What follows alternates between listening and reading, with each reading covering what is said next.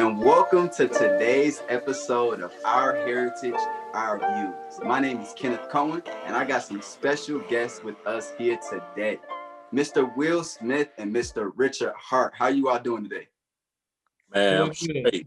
Doing How you good. doing? Doing good. That's good. Blessed. That's good. Blessed. Glad. Say that one more time. Blessed, my brother. Blessed. Always. Yes, sir. Bless, Yes, bless, sir. bless. Yes, sir. So I'm glad y'all doing blessed today because we have a very fun discussion to have here. So today's focus is going to be on freedom and victory. But before we get right to that, I'm going to go ahead and ask y'all a little icebreaker question. So I want to see what y'all think. It's Black History Month. You know, if you know your history, you get inspired by different people.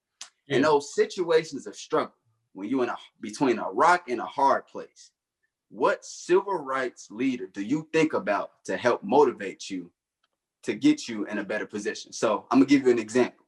For me, I think about Martin Luther King a lot, and I think about a specific time when he was in court, where they was reading him all the charges and telling him everything that he was gonna get, and everybody was all upset. And he looked back at him and he let them know, "Hey, this too shall pass." And in moments of intensity, for me, that's somebody who I think about. So I just was curious, who do you think about in those tough moments to kind of help you act right?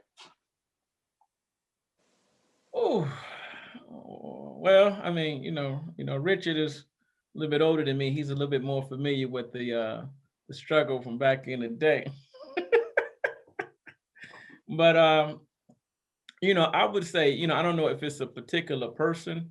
It's portions of the movement that strike me and motivate me that seem to linger on my mind. And I always think about the Black Panther Party and what they went through and what they were about. By any means necessary, and the showing of strength, the showing of power, and the showing of intelligence, because they were intellectual, despite how the media tries to point them out and make them to be, they were some intelligent brothers and sisters. They were some concerned brothers and sisters, and they were meticulous about how they planned things to get to the next level. And they actually have made some great strides. So when I'm maybe stuck within in a rock and a hard place, and I can be militant, I am a bit militant, when it comes to things, because with my profession and some other things that I'm involved with, sometimes I'm the only one there that is of color. So, I have to be thoughtful. I have to be strategic. I have to be concerned because it affects my people. So it's about my people. When I'm lifted, they gifted. So the Black Panther Party, and I like the representation. I like the movement. They were fly. I try to be fly with what I do. So that's kind of what motivates me and keeps me going when I think about when I get the struggle, man, it's just too rough out here. It was some brothers and sisters way before me who went through much more and made a lot better strides than I did by sticking to some fundamentals. Mm-hmm. Yeah, Brother Kenneth, you hit on a person that certainly helps me, Martin Luther King, because I think about the peaceful way that he went at things, despite all the challenges that he had before him. He did it in a peaceful way, and then he tied in the religious component, being a religious man and quoting parts of the Bible to carry him through, despite the blows that they took back in the 60s and the civil rights. He just kept on pushing. It was just one of those things that, hey, no matter what they come at us, we still determined to go through, whether or not it's boycotts, riding the bus. And then he took his crew and he did strategy, just like Will just mentioned. They got together and say, hey, all right, we all not gonna get on this bus. We just gonna walk and we gonna get the attention of the people. And then, like Will, hey, I like the Black Panther Party also. Huey Newton. I go back to they serving breakfast. They was caring for the community, the free breakfast thing. So we in these days are still having our young people that are going hungry. And so there's some tactics and programs that they did back then that we can do today. And I know there are certain groups that are doing it today. So, hey, look, when I think of Black history, and to make it through things, I take both sides. It's like, hey, I get a little bit of Martin Luther King. Then sometimes, like Will, hey, a little militant. We're going to have a little Black Panther party because, hey, we ain't just going to let people run over us. We're going to let them know we're strong. We can come with it. Yes, sir. Well said, my brother. Well said. I like the mix. I like the mix. And that'll segue us, to our next question. Black History Month is just began, but we got so much history, not even just in this country. In other countries, just Black people have so much history. What is one word you all think about when it comes to Black history? And why would you pick that word? I'm going to give Will a chance here. I'm going to go first this time. You know what? I think about celebration. We come from a culture that will celebrate. We've been through a whole lot, and we just got to let people know that, hey, we get rich.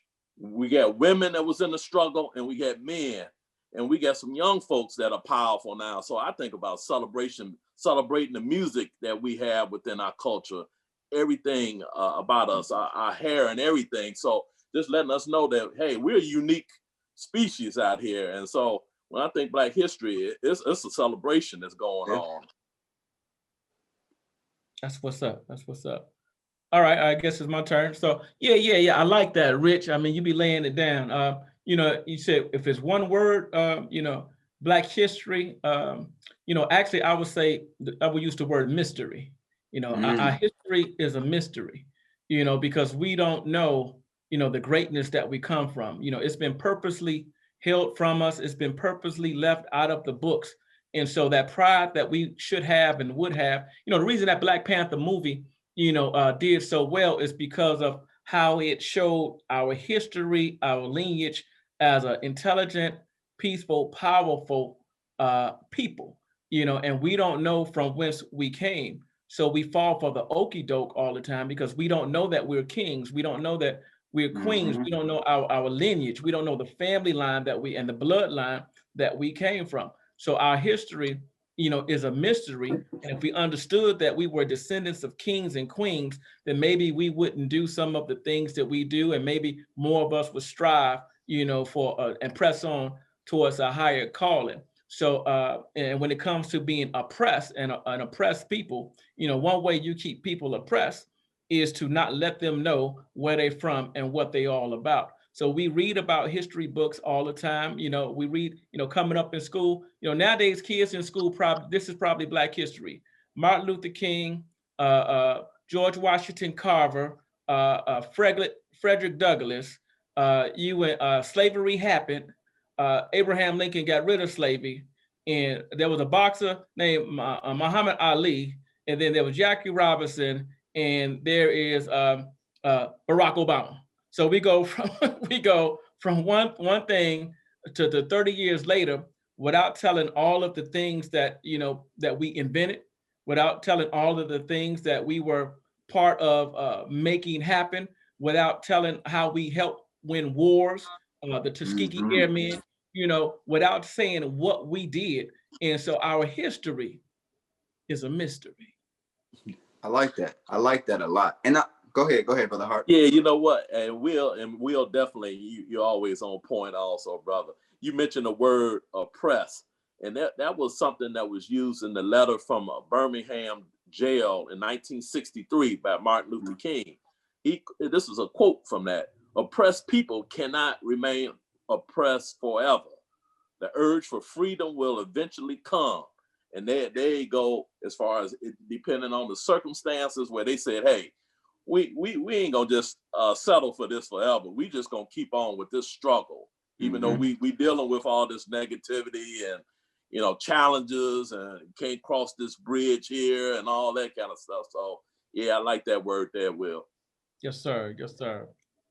So you all's points actually got me thinking about an interesting question. So right? If our history is such a mystery, and another point that you made, Will, is so much within it that we know, but there's also so much that we don't know. I feel like I learn a different Black history fact every time Black History Month comes on. And I had a question. So if we have so much history, but we don't really know all of it, do you think that maybe we celebrate prematurely? Or do you think that maybe we don't even celebrate enough? Maybe we should be celebrating more because there's so much more that we've done.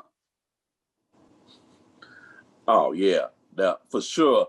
You know, if you remember, the origin of Black History was Black History Week. Yeah, I remember. Yeah, when back in the day, and so then we hold it and just check this out. And we pick the month that's the shortest out of the year and give it February, right? So it's a whole lot more. I like the commercials where it say 365 days it ought to be celebrated because it's so much that we have within us. And hey, I still got books on my shelf that I haven't gotten to that has a lot of information. You know, Paul Robeson, you know, W.E.B. Du Bois, and all those other individuals. And there's several books by Frederick Douglass. There's James Baldwin. He was a rough guy. There's some of the things that he wrote. So there is so much. And then we think about the inventors who get patents and everything that are within our culture, man. So it goes on and on and on. On and on to the break of dawn. That's break of dawn, baby. That's old school, Ken. If you don't know nothing about that, I don't know nothing about that one. Yeah. You know, I concur. You know, we don't celebrate enough, and not necessarily, you know, the society. You know, to have a Black History Month, that's strong, that's powerful. That is something that's good. To whereas, you know, for 28 days or whatever it is, you know, maybe there are more programs that come on that showing Black contributions to society, Black movies, because the studies show that, you know, white Americans don't go see Black movies, that they don't go see Boomerang, they don't go see some of the what we would call Love and Basketball, some of the classics that we have. We used to going to see what mainstream puts out, you know, but they're not used to seeing what we do. They don't know our contributions, because even good people that are not minorities have been ostracized from our true history and our true greatness of what we have contributed to society. They only know of slavery. They only know of Dr. King. They only know of Malcolm X, but they don't know of like in the movie with the ladies who helped get the spacecraft over into the moon. You know, she was the sister who made the first, you know, ship, you know, ship design. You know, I remember watching her. She said they asked her. They said, "Oh, you the first woman?" She said, "No." She said, "Are you the first African American who came up with that?" She said, "No." She said, "I'm the first person," meaning that it didn't exist until I came up with it. You know, and that's powerful. You know, so and I think that where we fall short is, you know, if you look at other cultures, Hispanics, Asian, you know, the families do a good job of making sure you understand the Holocaust, you understand everything about where you came from and what happened to you. You understand why we trying to come over here from different lands and stuff like that. You understand the ironies and the atrocities that's going on in our homeland and why we trying to get here and what we're going through. And this is why you need to step your game up and get your education. But we do a poor job. We could do a much better job as a culture of educating our young and our people on our own history. You can't depend on somebody else to tell you and your kids about your history. We have to take, you know, and as an ex-school social worker, you know, we have to do a better job of educating our kids about us, about them. You know, the same way you tell them about granddaddy, the same way, I mean, my kids better tell, you know, my grandkids and my great-grandkids about Will Smith, Papa, Big Papa. Somewhere that picture better be where they say that was granddad, great-granddad, you know, so he did this, he did that. And somebody better tell the story, or I'm coming back and I'm hunting everybody in my family. You know, we got to do a better job of telling everybody about, you know, of telling our kids about us. And that's a very good point. I want to come to you, Brother Hart, and then we can come back to you, Will Smith, and see what you all thoughts on this. So you just spoke about how we definitely need to educate better. We celebrate, We celebrate our achievement, but we need to educate about all the things that we do accomplishment. Why do you think it is such a struggle for us to educate each other on such an exciting and vibrant history? And it's twofold.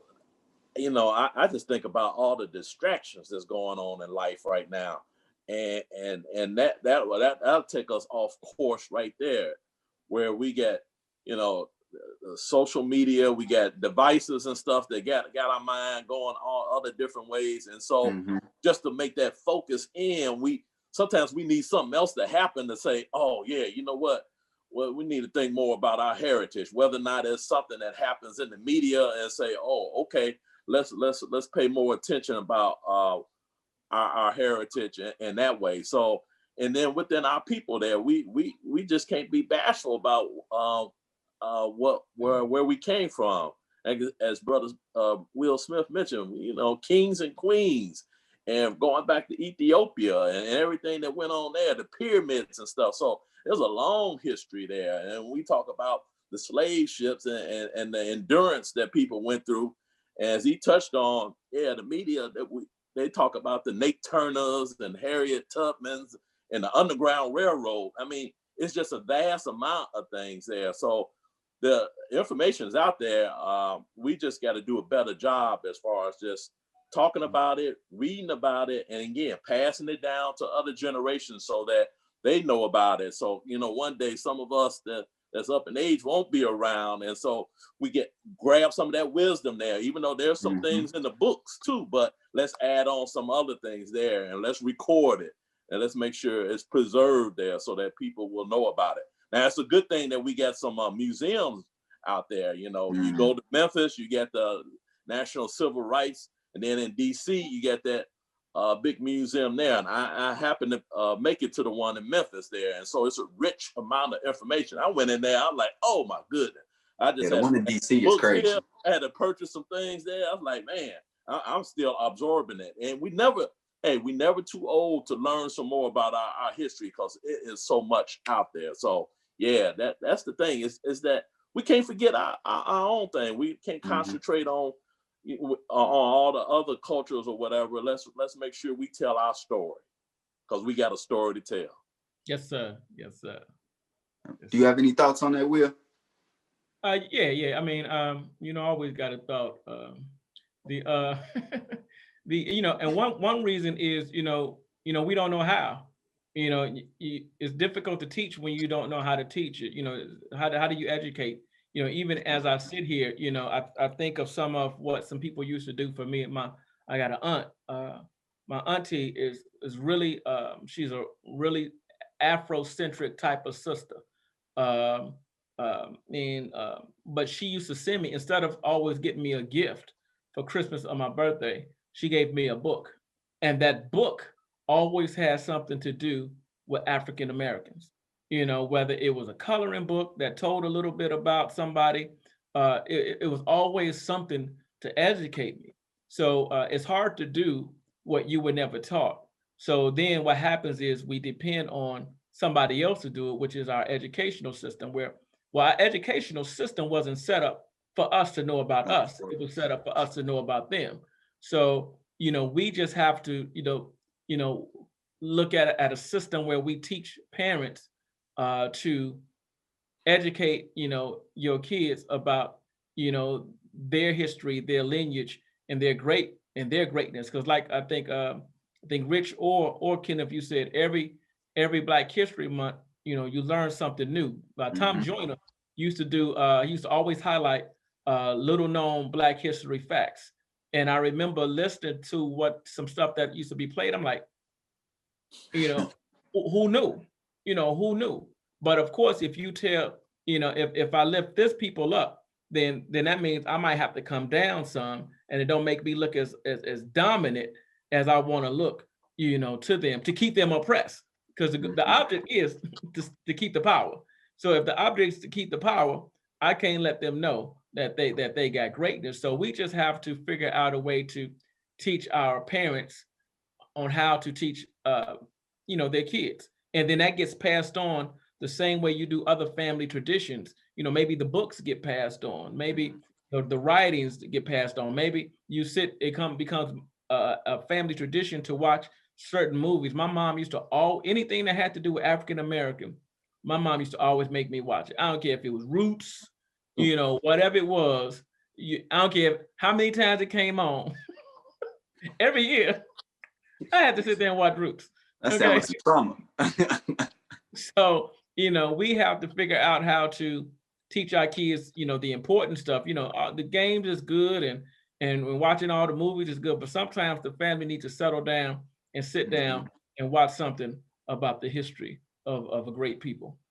Yeah, I definitely agree. I think that was a good intro discussion. We're going to go ahead and transition into one of our first topics, which is victory. And you both made two interesting points, which I liked. Talked about books. I was lucky enough to go to the Alpha Leadership Academy while I was still in college, and we all got gifted a book. It was a book called The Successes and Failures of Civil Rights Leaders in the 60s and 70s. And it wasn't like a narrative book. It's more so like kind of a memoir isn't the best word, but like a note. And it kind of had their achievements, how they went about achieving those things, their largest achievements, and then their largest failures. And it highlighted those and what went down with those failures. So I bring that up to ask you all, and with the question, how much does failure play a part in victory? How much does failure play a part in victory? Well, I would say that, if you take a look at the Chicago Bulls, and if you take a look at the years that they were getting beat down by the Detroit Pistons, loss after loss after loss. And Isaiah Thomas takes a bad rap for saying, hey, the Bulls, Jordan wasn't my competition, which is true. He was competing against Boston, and he was getting beat by the Lakers every year before they started winning. So, but that the losses made them a stronger team. It made Jordan a better leader. I mean, even from a physical standpoint, from a mental standpoint, it strengthened him mentally to have to go through, to know that to get to the championship, I got to go through the bad boys. I have to not only strengthen my mind, I have to strengthen my body, because he put on muscles. He went to the weight room, but not only that, I can't do it alone. I got to pull my teammates up. So, losses, as we take some losses, even if you look at the civil unrest that went on in the summer of 2020, the reason that civil unrest was going on was because of some of the L's, as young people say, some of the L's, some of the losses that we were taking. So unfortunately, there were some losses in life, when we saw people being killed in the streets by people who were supposed to protect them. People rose up. People said, we're not going to have that. People said that, no, you all are going to recognize us. You all are going to acknowledge us, and we are going to point out some of the injustices in the system, some of the systemic racism, and you're going to fix it, and it's going to be addressed, or else, it ain't going to be no peace. It ain't going to be until we get what we want. So you have to take, sometimes those losses rile you up even more, give you more motivation, and give you that fortitude that that you need to get to where you want to be in the end. So losses is very important. And just going back to what we talked about earlier, as far as just our history, just think about that. In the early days, our people had a lot of they didn't win all the time. They had some defeats. They didn't make it to breaking out of the South or coming up there. They got caught or whatever else. In the civil rights time, they didn't have all wins there. They went to jail and stuff. But the thing is, it's just like we fall down, but hey, our culture, we get way back up. We got to keep on pushing, like my man Curtis Mayfield used to say. We just don't let, and he had a lot of songs that was used during those civil rights that just encourage you to you got to keep on going. We a winner, it's pride within there. It's like, okay, I know God's gonna put us through some tests. That's where we have our testimony, right? But we just got to keep on moving on those things and make us stronger to moving forward. So we know it's gonna be some losses. There ain't gonna be no instant gratification. There ain't gonna be no instant wins like that. We're gonna go through some things, and that's just been part of our heritage, that we've gone through things. When you hear sometimes about 400 years, 400 years ago of what went on with our race, and that, hey, we endure, we get patience, and we keep it moving. We keep pushing. Yeah, I agree. And just like our history, we're going to keep pushing to the next question, which brings us, we're still in victory, but we're going to take a different angle with it. Now, we've been hitting everybody with facts. We've been getting with facts. Now we're going to get into a little bit of opinion, which we know is kind of something big in our history. Malcolm X and Martin Luther King, two very prominent figures in our culture, did not take the same path. Booker T. Washington, W.E.B. Du Bois, did not necessarily agree on the paths that we should take. So I ask you as a question, how do you see victory for us personally? So you all's personal example of what do you think is victory for us as a Black community? All right, let me go in there, because I know Will gonna come strong with it. So I'm just gonna be the warm up on this one here. Man, I think victory within our culture is each time we see someone in our race just raise up, whether it's in the employment sector that they've achieved and gotten to a status, they broken that glass ceiling, they knocked it up and broke it down and moved on, or they on this particular board or whatever. We got people in various positions that we didn't have back in the 60s there, head of school districts and things like that. So, and then of course, with Barack Obama being in there, those are the victories that sometimes some of our even elders said, I didn't think I would ever see that, see a Black president. So those are the strong victories we got to keep on, that we see out there. Now we see some of our people financially who made it, the Bob Johnsons and Michael Jordans and Dr. Dre, who like, man, they didn't hit billionaire. Like, man, that's all right. And then the products that our people are making, that people of other cultures are purchasing, that it ain't just within our community. At one time, Johnson & Johnson was just the hair products, and we were like, yeah, we cool with that. Or whatever, we was reading Jet and stuff. We'll see what each person was doing in there. But now, hey, we globally, we got our people that's head of companies that's global, making money and involved in things. So yeah, we've come a long way. We still got some struggles there, but hey, that I say that's the big V for victory that I see for our people. Yeah, I agree. I like that. I like that, Rich. I like that. For me, I used to be, I used to do case management for foster kids, in the community. Case manager for several years. I was a school social worker. I have counseled young people. Got degrees in counseling, so I've counseled young people in broken families and things like that. I have worked with people from the Illinois Department of Corrections to the federal level. And so I've done a lot of community, being in the community a lot. And to me, progress is unity. It was something about the civil rights movement where people are unified. You might have different, and there's no one way to get to the mountaintop, and it may take all these different ways. I see people get into arguments about, what's the best thing to do to help our people. Well, there is no one best thing. There are a lot of good things that we need to do, because there's no one quick hit solution. I hear people say, when I say lack of unity, I hear African Americans arguing over whether or not Barack Obama did enough for Black people or not. Some things that he's done, you can't quantify. There's no number.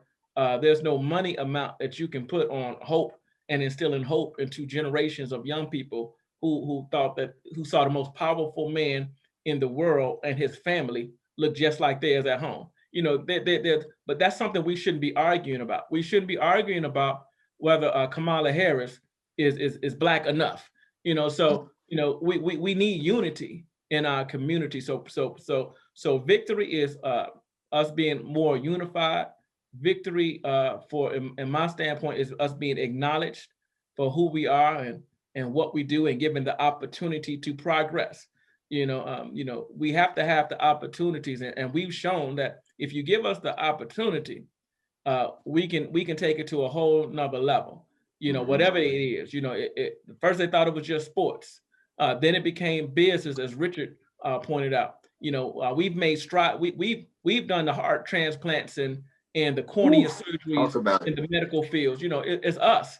But that's the stuff that we don't know. So acknowledgement, recognizing who we are and what we do, and then victory is just us being receptive to one another when we get to that certain point, when we get our businesses, that we pull our brothers up. When we willing to pull brothers and sisters up, and the last thing now that it popped in my mind when I said pull brothers up, victory is the fathers and the men in our communities standing up, standing strong, raising your sons and raising your daughters, because that family unit, that's just so important. So victory is our family unit being structured and put together, and even if the families don't always stay together, it's important that the daddies be in the picture. Victory to me is daddies understanding their worth, fathers understanding, they are what their worth is to their daughters, and definitely what their worth is to their sons. Because when men stand up, boys sit down. So, and what's going on in our community now, we see a lot of boys running around doing things in our community they shouldn't be doing, because the men, the fathers, aren't there to raise them and to keep things in order. And that's the way biblically it was set up. Mamas can't handle him when he gets 16, 17. So victory to me is daddies being there to handle the business of making sure that the family and the household is in order, and that the sons are doing what they're supposed to do. I agree. That was great answers. I loved it. Let's go ahead and transition into our freedom topic. I'm gonna hit you all with a little bit of a harder question. It seemed like y'all was ready today. I'm gonna see what y'all think about this one. Do we take our freedom for granted? Do you think that us as a people today, do we not appreciate those sacrifices that were made before us, that generations had to go through? Do we not appreciate what they had to endure so that we could benefit in the way that we do today? Do we truly respect what had to be done for us to be what we are? Hey, it's interesting, and I know this is just our opinion. I know Will talked about his some of his background, and I too was an instructor for several years, like 9 years, teaching criminal justice. And so, I'm always one to say, looking at the data and facts about groups and opinions and surveys, but this is just going to come opinion from Richard Hart about freedom and what if we take advantage of it. And I would say absolutely. One of the things that just keep hitting me in the face these days is just our voting right now, as far as just those of us who in certain parts of the country won't even get up and go to the ballot and vote, that we had people that sacrificed, lost their life for us to have the opportunity to vote. And so some be like, oh, I'm gonna sit this one out. I'm gonna go. There was a term that was like, I think I'm gonna go fishing on this one here. Like, man, ain't no time to go fishing as far as when the election time is. One of the things, when I first was eligible to vote, I voted every time since then. I break my neck to make sure I get my vote in. If I'm out of town, hey, I'm going to cast that ballot ahead of time. And so I think about all the sacrifice that our people paid as far as us to have the right to vote. And even today, if you hit the news today, is that they're still trying to disenfranchise our people in Georgia. They're trying to put different IDs and everything out there, saying you need a couple of picture IDs and this and that for the next time it come around. And so it's like, man, are we going back to the 60s? Are they going to ask us to count how many jellies are in the bowl and that kind of stuff? So again, that's that whole history again about what our people had to do in order to try to vote, man. They had to count and get the right number. They'd be like, no, that ain't the right amount and that. So yeah, as far as just freedom, just going out to cast the ballot, man, that's one right there that I think of. Let me give Brother Will the chance there. Yeah, well, let me pick up what Rich put down. I would say, most definitely, and I'll take the use. I'll set it up like Rich set his up. We use the word nigger like because we don't understand the essence and the root of that word. I mean, if we really took into account the root of that word, we wouldn't use it. So we don't understand the freedom that we have. We free to use it when we want to and to discard it when we want to. But there was a time where that word was said to you and you had no choice but to deal with it. That's how they referred to you. And it's people died, so you wouldn't be so that we today wouldn't be called a nigger. It's people who got dogs sicked on them. So people who were hung, castrated, so that we would not be, so that their grandkids and great grandkids wouldn't have to deal with the same type of thing that they were dealing with at that time. So do we take it for granted? Yeah, the very fact that we allow our songs to call, there's no other culture. You can't find no other songs, or whether it be Hispanic, Asian, you go across every culture. Nobody degrades themselves the way we degrade ourselves, especially using those negative words that we use, like the word nigger, and we just use it. It's in every comedy show, it's in the movies, and society won't, and we don't even get it because they won't let you call other ethnic groups out of their name. They won't let you put that on your songs, but they'll let you talk about shooting, killing, and calling each other a nigger on your songs and play it on the radio with no problem. And we jump up and down and bounce to it like it ain't no thing. So do we take it for granted? Yeah, but by the very essence of the way we use that word and just throw it around haphazardly, we don't understand the struggles and the sacrifices made for us to have the freedoms that we have today. All right. Yeah. Good points. I like what I hear. So a follow-up question. So like you spoke about, Will, we fought for freedom before, we're still fighting for freedom currently, in different ways, shapes, form, and fashions, of course. Do you think that there is some approach that we can take differently?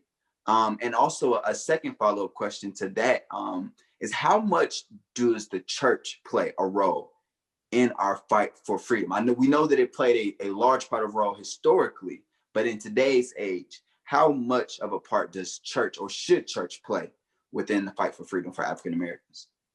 All right. So, there are so many, soldiers. If you look at the military, they have air, they have sea, they have the foot soldiers who go on the ground, and then they got the specialties, the Navy SEALs, special ops, so, there are so many, we got some good brothers in the community doing community works. We have people who are able to go out and march, because that is how a lot, that's how women got their right to vote. They march, they did things like that. There are people who are good at galvanizing the troops and doing grassroots things to get the community involved. There's people who have money. I remember people talking about Michael Jordan and how he never said this and how he never said that, but he financed a lot. And you can't do too many things without money. Everybody not meant to speak. That's not their blessing. That's not their talent. Lionel Richie had a song. He said, everybody wants me to be what they want me to be, but I'm not happy when I try to fake it. I'm easy like something. You know what I'm saying? You don't know nothing about that, Kenneth. That's before your time. For your time. But we got people who do what they do. And I hear the young kids today, I hear them say, I appreciate, how they went out. I listened to the what was going on, Yeah, it's never good to tear up stuff. It's never good to do some things, but our people weren't doing a lot of that.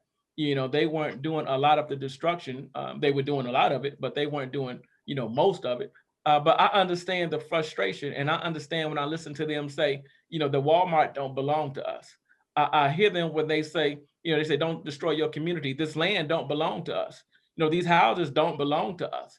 This is just where we at. And I hear them, and I hear what they saying. What I see is there's them saying that we're not going for it. I mean, we not turning the other cheek. That got Martin Luther King killed. We not everybody who did it the way y'all telling us we need to do it. They dead now, and they still killing us. So are there different ways? Yeah, I think there's several different ways that work. But like we said, like we did at the beginning of the program, you have to be intellectual, you have to be tactical, and you just have to know how to do things to get what you want. And we have to be, this is my new thing, we have to be political, and that's just what Rich was saying about voting. But not just going to vote, we got to have us there to vote for. We got to be the ones in office. If you look at when Congress meets, you see a lot of older white gentlemen running the country. Do we really expect for them to do what's in our best interest? No, no, no. There's a president now who just incited a riot and did a whole bunch of other things, who not even on a criminal level, they won't even impeach him. He ain't going to jail from impeachment. He's just saying, hey, you just can't run for office. You were so out of place. You were so off the square of what we need you to be as a leader, what we expect as a leader, that you can't even run for political office anymore. They won't even convict him on that. Now, if that would have been Barack Obama, who incited all of the Black people to come down on the day that they were doing that, and he's going to be the new king of America, rest assured, both Democrats and Republicans would have been voting that he be impeached, and then criminal things will be following right after that. So I think that we need to use every means, by any means necessary, is what they say. And it's different people who blessed to do different things. When I watched some of the congressmen that were laying down some of the facts, everybody can't do it as well and as smooth as they did. We have great minds like Thurgood Marshall, who can work in the legal system and make the laws that they made for them work for everybody else. So beyond a reasonable doubt, you can't deny us this right. Thurgood Marshall was good for that.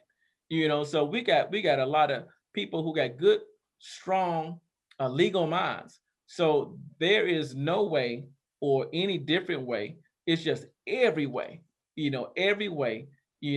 need to use and employ to get where we need to be as a people for equality. And now in regards to the church, in regards to the church, the church is always meant to be a city on a hill that can't be hidden. The church is always meant to be that beacon of light. The church is always meant to be someplace where the people can come to, not just to see God, to do God's will, to be saved, but to support the communities they're in, to improve and empower them so that they can not just improve financially, but spiritually, not just spiritually, but financially, and in any way possible that God would have the people to rise. So, is the church doing, no, I don't think so. I would like to see a lot more involvement from the churches, and not just from one church or another church. We go to Sheldon Heights, but it would have been nice if all the churches of Christ in the Chicago area, all the churches of Christ in the Midwest, all the churches of Christ in the nation would say, hey, let's pull our resource together. Let's become, one. Let's not worry about what's going on in my own congregation. Let's not worry about me getting mine. How can we as a people help everybody get theirs and do it in God's way? Because the people migrate to that. The people are looking for a cause.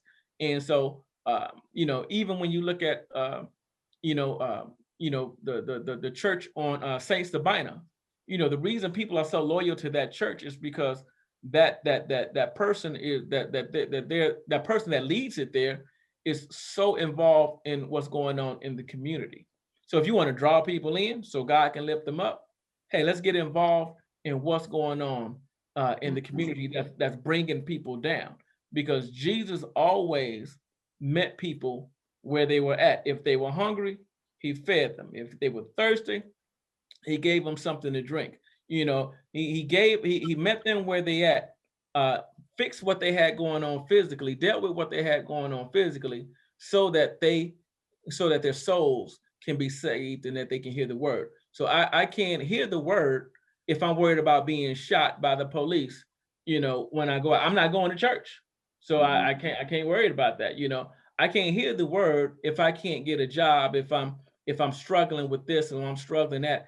I won't be that as receptive to the word. So do I think the church could do more? The churches could definitely do more, but not just Sheldon Heights, not just another church, but this is just five fingers, and if I was Bruce Lee, these will be the five fingers of death. All right? Yeah, I know about that. But when I get all these five fingers involved in doing this, that becomes a fist. And Hurricane said, hate put me in here, but love is gonna bust me out. So what I'm saying is, if all the churches got together and used the people, the minds, the souls, and the resources, we can help the movement in a much more powerful way than just Sheldon Heights or Maypole over there or Colonial Village over there, everybody doing their own thing. But it's about coming together, because it's just one church. That's what the Bible teaches. It's just one church.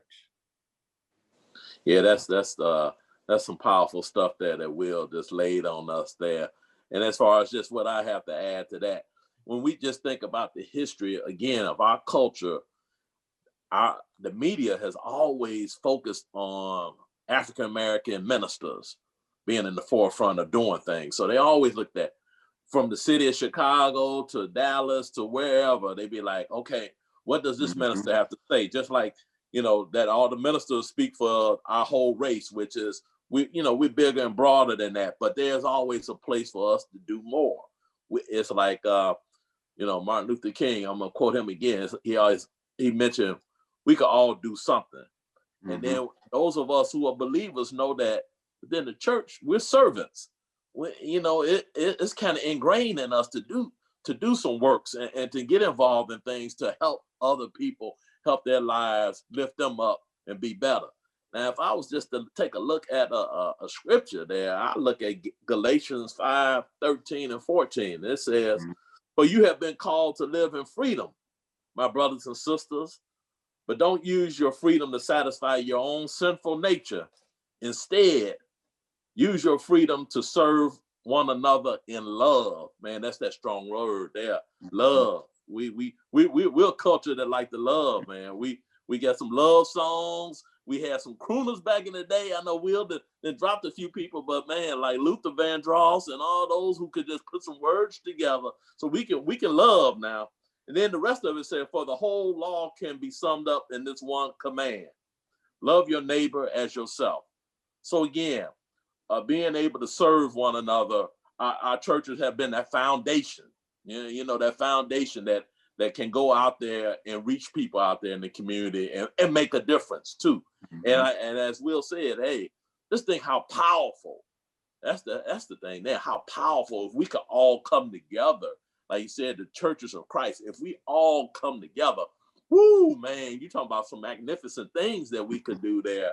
And maybe one day we'll get there. When we think about Martin Luther King, one day we'll get there. It's like that freedom reign. Well, one day we can all come together and say how we can make a change and make a difference and be an example for the rest of the world there. So yeah, the church always has its place to do more, but again, we just got to remember about just serving one another and serving the community. Yeah, I agree. And just real quick to add to that, when the children of Israel were held in captivity, for over 400 years in the Bible, before Moses went down to Egypt to tell Pharaoh, God didn't deliver them until the Bible says he heard their cry, until they cried out to Jesus in unity. For 400 years, it took them to figure out, hey, we need to call on Jesus, call on God to get us out of the situation. Until they called on God, God left them in captivity. Then when they were sincere, when their hearts were sincere, he sent them someone to deliver them out of Egypt. So if we pray more, if the people of God get together in unity and don't worry about which church, which minister is over there, and which minister, used to be a time in the city of Chicago where if there was one thing going on at one church, everybody was at that church. Back in the day, the ministers were so unified that their schedules didn't overlap. They didn't, but I didn't have my anniversary on the same day you got your anniversary, your appreciation day on. We've lost some of that unity. But if we can get all the people to be unified, and then we can get the people, the masses, to come in and pray and cry out to God, we will be delivered even more so from the hands of the oppressor. Yes, sir. That's deep. That's deep, man. This was a great first opening episode. I love the conversation. Thank you all for participating. Do you all have any interesting Black history facts you want to give our audience to part with? Anything interesting that comes to your mind? Man, like you said, it's just a vast amount of information that's out there. And here's the thing.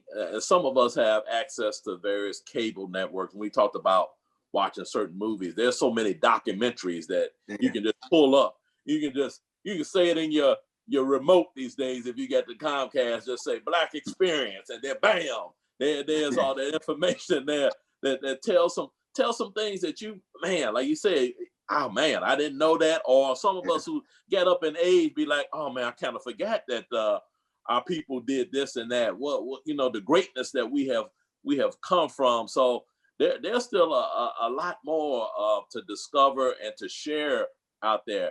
I think we're moving in a stage now with the up and coming generation that I know they're astute, and then they're learning the things, and I see us still moving onward and upward. We still, it's still moving forward out there, man. So I expect a lot of bigger and better things from people. And again, get some of that wisdom from some of us that's been around, add that on into the mix. It's like stirring up something. I don't want to get into Amigos or no songs like that, about stirring it up and stuff like that. But, take a little bit from those who are a little experienced, put it in with what you got, and, create some stuff that we be like, man, that's what we talking about, man. They're just the innovative mind that our people that we have. It's just innovation, man. It's just the creativity that's within there. So I look for that, man. And some of it's out there, and I look for it to be in the future too, bro. So hey, there we go. And thank you again, bro. Yeah. One thing I would recommend and suggest is that young people, older people, whoever, use the technology at hand. I was listening to Richard talk. You can actually now, if those who don't know of the past are condemned to repeat it. All right. So how do you increase your knowledge of your history when we talk about Black history 24/7, 350, however many all year long? So what you can do, one thing I've done is on my Alexa. You get some new technology. You tell Alexa to turn on the lights. You tell Alexa to do this. When I say good Alexa, good morning, she says good morning to me. She tells me what time it is. She gives me the date, and then I have a program to give me a Black history fact. All right, there's a thing that you can, I forgot what they call those things that they do on there, but you can go on and have it do stuff like that. So when I get up in the morning, it tells me something that I may not have known, and then I can share that. And then I encourage, especially my young people who use social media. When you get this information, don't keep it to yourself.